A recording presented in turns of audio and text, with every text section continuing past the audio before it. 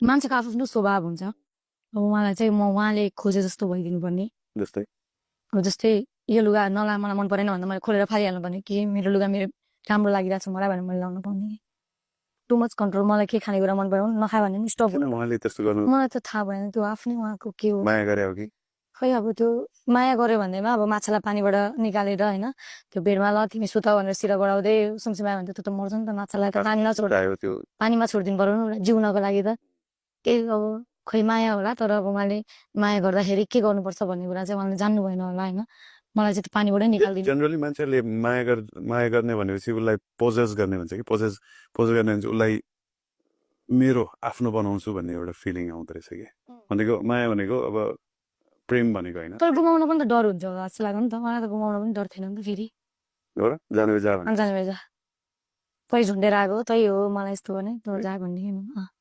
मैले तँलाई पछ्याएको र तै त आएको होस् नि मेरो पछि लाग्दै भन्ने त्यस्तो है भनेपछि त रिलेसनसिपमा त मैले थाहा भए अनुसार शास्त्र अनुसार चाहिँ होइन दुईतर्फी हुनुपर्छ मेरो चाहिँ थिएन मेरो एकतर्फी मेरो धेरै थियो अनि त्यस पछाडि मैले अर्को कुरा पनि के बुझेँ भने प्रेम गर्नु भनेको चाहिँ आउनु मात्रै होइन भन्ने कुरा बुझेको चाहिँ मैले डिभोर्स गरेँ त्यस पछाडि चाहिँ